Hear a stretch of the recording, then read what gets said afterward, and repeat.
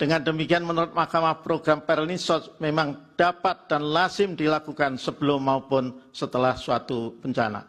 Bahwa sama halnya dengan intensi perencanaan Perlinsos, Mahkamah pun tidak dapat mengetahui intensi di balik penentuan jangka waktu antisipasi maupun mitigasi tersebut. Instrumen hukum acara di Mahkamah Konstitusi, khususnya hukum acara PHPU, senyatanya tidak memberikan cukup ruang, waktu, serta alat atau sarana untuk mendalami maupun menyelidiki intensi pembuatan suatu kebijakan publik.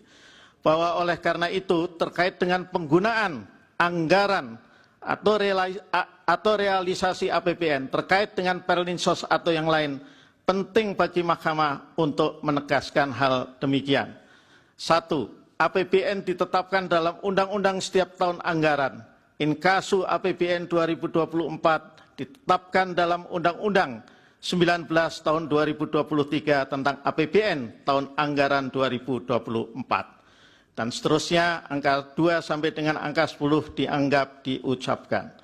Bahwa berdasarkan hal-hal tersebut di atas, penggunaan anggaran Perlinsos, khususnya anggaran Bansos, menurut Mahkamah tidak terdapat kejanggalan atau pelanggaran peraturan sebagaimana yang didalilkan oleh pemohon, karena pelaksanaan anggaran telah diatur secara jelas mulai dari perencanaan, penganggaran, pelaksanaan, dan pertanggungjawaban, termasuk pelaksanaan anggaran Bansos yang disalurkan secara sekaligus, rapel, dan yang langsung disalurkan oleh Presiden dan Menteri, merupakan bagian dari siklus anggaran yang telah diatur penggunaan dan pelaksanaannya.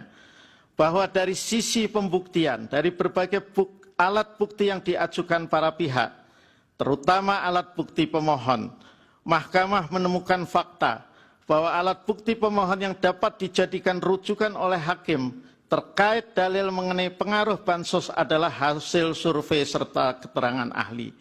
Pembacaan atas hasil survei oleh ahli serta hasil survei itu sendiri yang tidak dipaparkan atau diserahkan secara utuh, lengkap, komprehensif sebagai alat bukti, tidak memunculkan keyakinan bagi Mahkamah akan korelasi positif antara Bansos dengan pilihan pemilih secara faktual.